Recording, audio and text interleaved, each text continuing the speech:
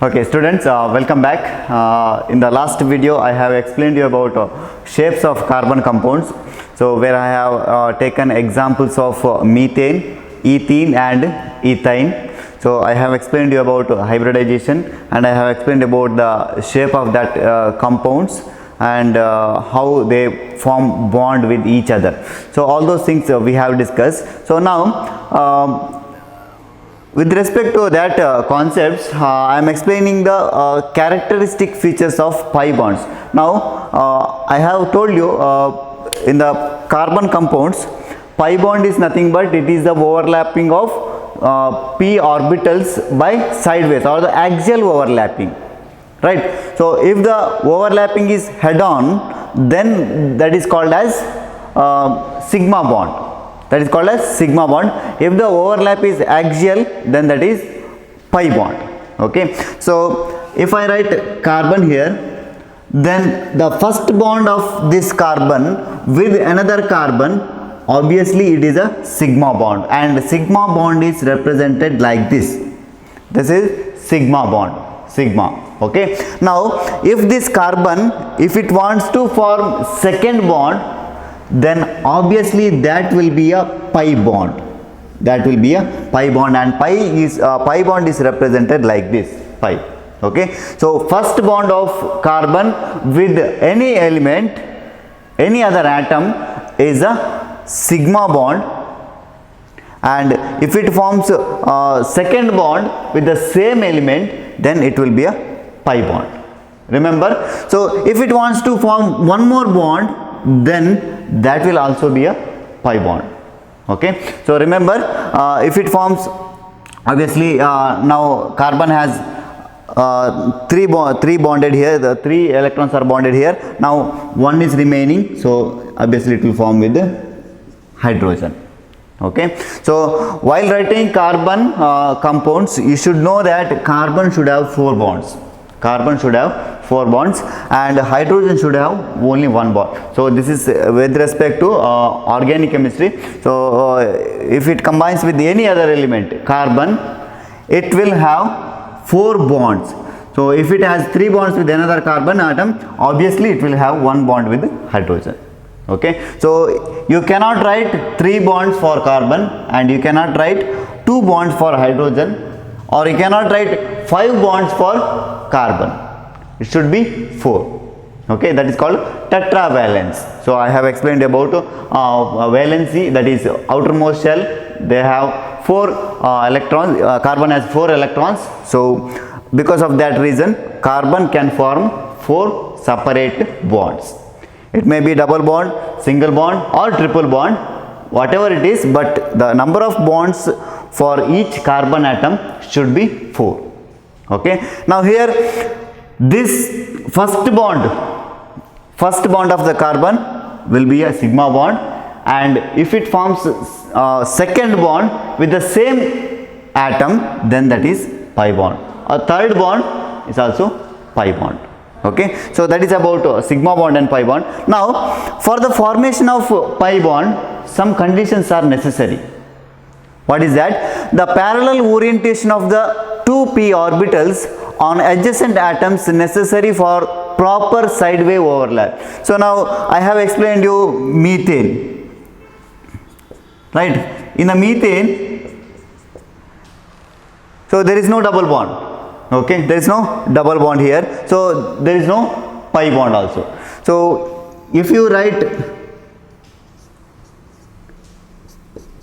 ethene, then obviously here you will get 1 pi bond. So, for the pi bond to occur, there should be a overlapping of 2 p orbitals which are present in the adjacent atoms. So, in the last video I have explained you about these p orbitals, right? So, if they are present adjacent to each other, the p orbitals of the adjacent carbons, if they present like this, then there is bond formation. So, this bond is called pi bond. Okay, this bond is called pi bond, and that is represented like this here. So we don't usually represent like this. We don't write the orbitals when we are writing carbon compounds. We just write second bond here. So that is obviously a pi bond. The first bond is sigma, then second bond is pi. Now with this hydrogen, it forms a sigma bond only. So this bond is sigma, this is also sigma bond, this is also sigma bond, this is also sigma bond. And out of these two bonds, one is sigma bond, another one is pi bond. If you have ethane, that is triple bond here between two carbon atoms, then this bond is sigma, this bond is sigma, and the first bond of these three, out of these three bonds, the first bond is sigma and remaining two are pi. Okay, so in order to have pi bond, in order to compound to form pi bond, there is one condition, that is two p orbitals. So here this is one p orbital and this is one more p orbital. They should present in the adjacent atoms of carbon and the parallel orientation. So it cannot be one p orbital if it is in one direction or one plane. So this should be in the same plane. So if they are in different planes, then the pi bond is not possible. Okay, the second feature of characteristic of pi bond is the electron charge cloud of the pi bond is located above and below the plane of the bonding atoms. This results in the electrons being easily available to the attacking reagents. Now as you can see, I have explained you the structure of this ethene in the previous video. So this is a trigonal planar. So these three bonds or this bonded structure is present in one plane, and these two orbitals, this one orbital and this one orbital, is present in the parallel to this plane. Now here, as this orbital is present parallel to this plane, now this is somewhat away from this electron cloud. Okay, so here we can have maximum electrons because all these three atoms, they are in one plane. So here also they are in one plane. So the electrons in this region is little more when you compare to this, because they are above and below the plane. So the electron cloud of this is somewhat free. So that's why the attacking reagents, or if this compound is reacted with any other compound, the first attack will be to this. Okay, so the attacking reagent will attack first here, then it may attack here. Okay, so that is what happens in the pi bond. So the first attack or the these electron clouds are easy to attack. Okay, so this is about the characteristics of pi bonds. Students, let us discuss some of the illustrations of concepts that you have discussed in the earlier classes, that is hybridization and sigma and pi bonds. Okay, now in the first illustration, that is how many sigma and pi bonds are present in each of the following molecules. So here two molecules were given, so you need to find out how many sigma bonds are there and how many pi bonds are there. So in order to find out these sigma bonds and pi bonds, so I hope you have understood what is sigma bond and what is pi bond. So in carbon compounds, how you can find out those. So I have told you in the examples of methane, ethene and ethane. Okay, so now let us apply the same principle here. Now in order to find out these sigma bonds and pi bonds, let us first write this compound in an expanded form. Okay, now I will write it as by showing each bonds. So here CH, this is carbon, so same formula, same molecule I am writing here, same structure, but here I will mention each and every bond. Okay, so that we can easily distinguish which one is a pi bond, which one is a sigma bond. Okay, so here in the problem they have not given the bond between these two, but while we writing, just write there is a one bond, because hydrogen can form only one bond with the carbon. Okay, so after this we have 3 bond, that is triple bond here. Okay, so this triple bond with the carbon of second carbon. So okay, these two are bonded triple bond here. Now after this we have one more bond with this carbon. So I will write same. So this carbon has one bond with hydrogen, I will write it below, and this carbon has double bond with this carbon. Okay, and this carbon has single bond with one hydrogen, and this carbon has single bond with one this carbon, and this last carbon, this has single bond with 3 hydrogens. Okay, so this is how you have to write whenever they have given you told you to count the number of bonds, that is sigma and pi bonds. Now here I have told you the carbon here, this carbon, so when it combines with the hydrogen, that is single bond, that means that is a sigma bond. So I will write here only, this is sigma bond. And if this carbon, if it forms one single bond with the adjacent carbon atom, then that will be obviously sigma bond. Okay, the first bond formed between 2 carbon atoms will be a sigma bond. Okay, now here one bond is sigma. Okay, and remaining 2 obviously they are pi bonds. Remaining 2 obviously they are pi bonds. Okay, here we have 2 pi bonds. Okay, now between these two, this carbon and this carbon, there is only one bond. So that means the first bond between any 2 carbon atoms is a sigma bond. So this is also sigma. Now here this is also sigma bond. Now here there are 2 bonds, that is between this carbon and this carbon we have 2 bonds here. So between these two we have 2 bonds here. So the first bond between these 2 carbons is sigma bond, and the second bond is pi bond.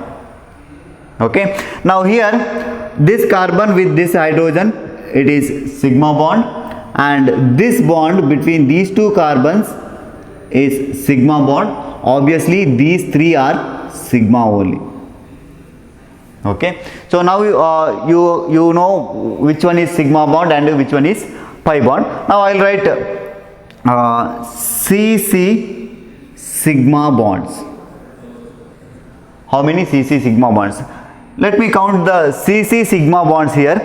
So how many CC sigma bonds? That is between carbon and carbon.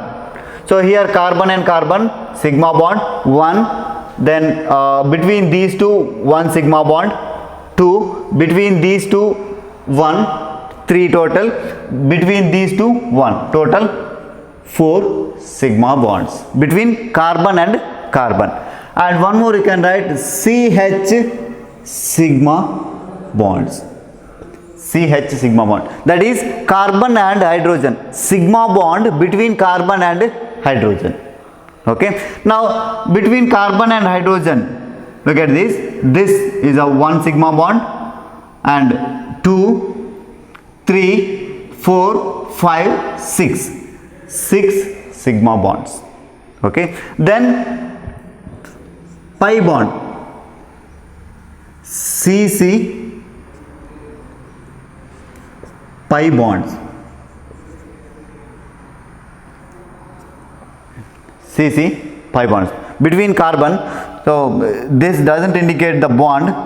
Okay, that is not a bond. So I just mentioned the atoms here. Okay, between carbon and carbon, how many pi bonds are there?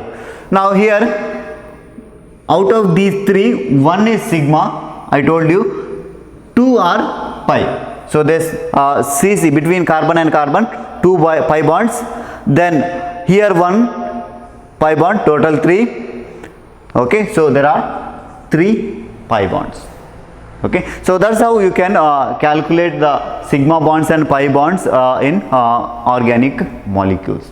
Okay, now one more example is given, so I'll write the same. So this carbon atom which is bonded to 2 hydrogens, I write like this.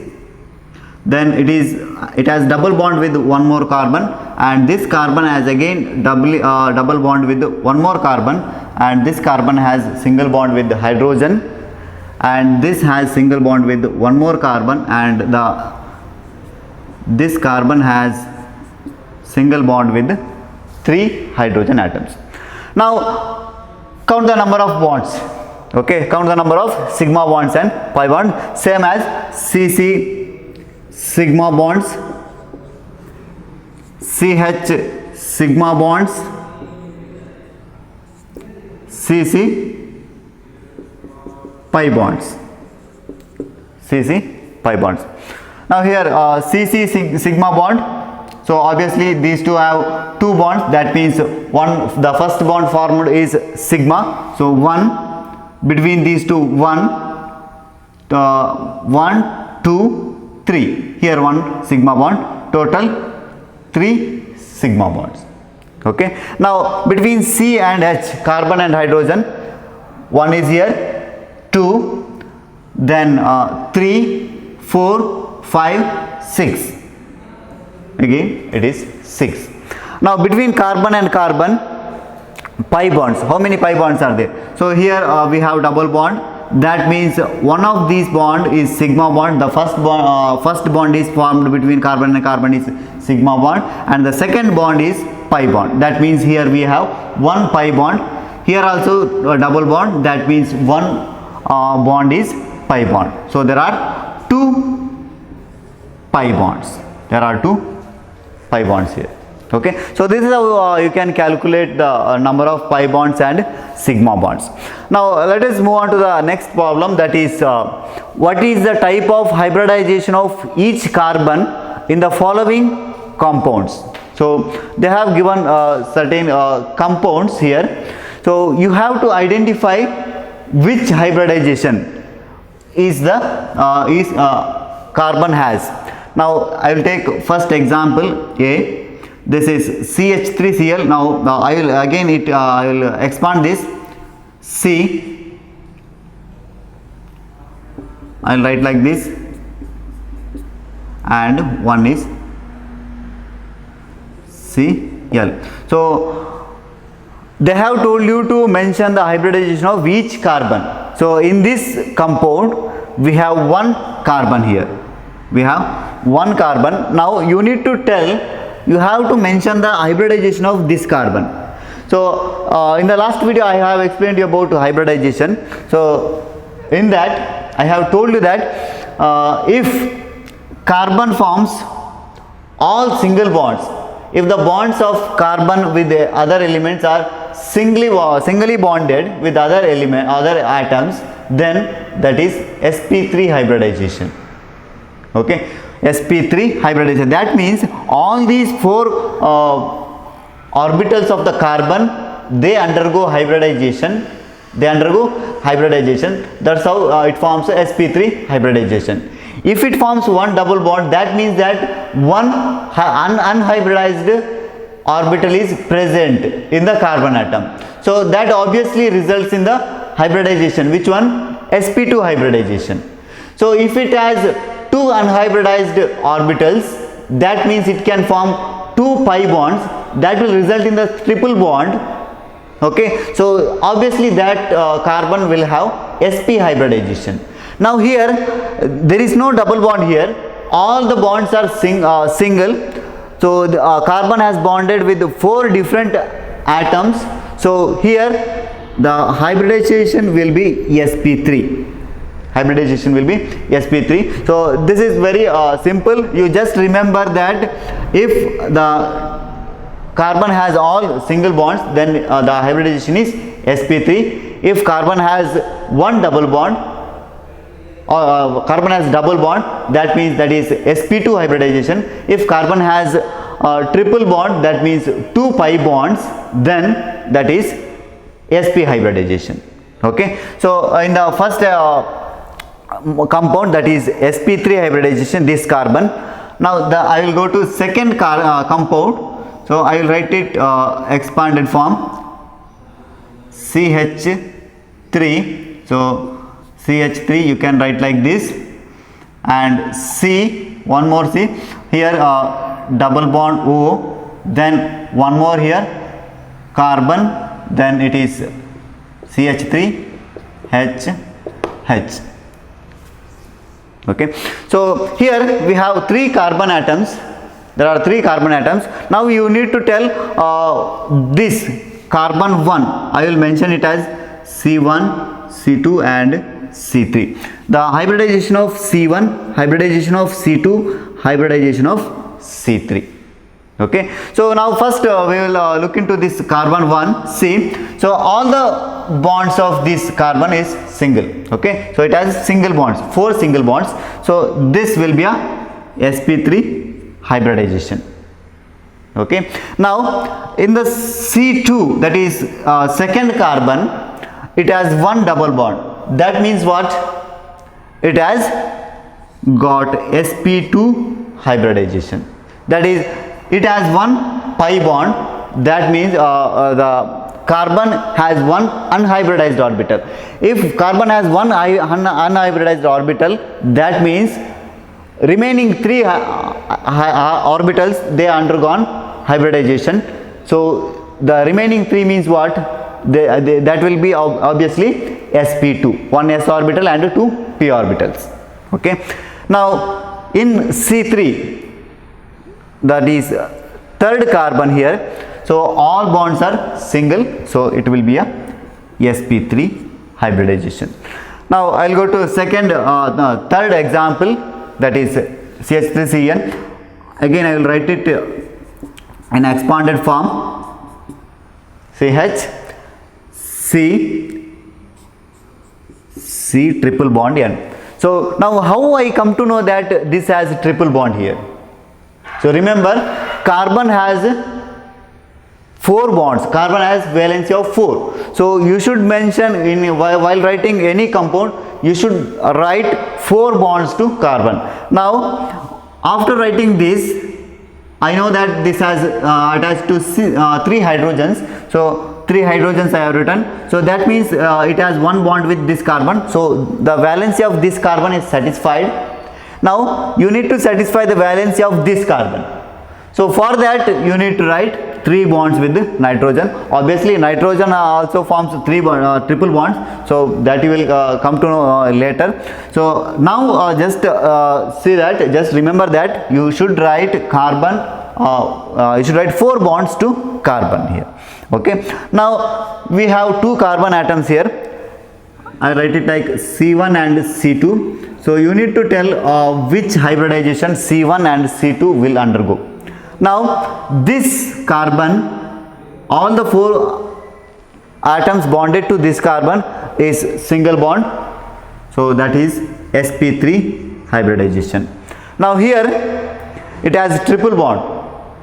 That means it has 2 unhybridized orbital.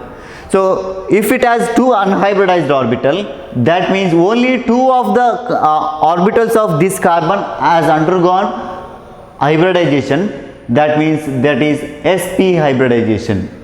That is sp hybridization. Out of 4 orbitals of this carbon, only 2 orbitals undergone hybridization. How we come to know? Because it has 2 pi bonds.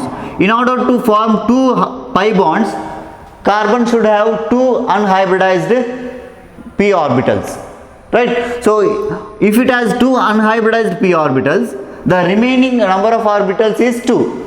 Which one? That is s and p. Okay, so this will be a sp hybridization. Okay, so remaining 2 are there.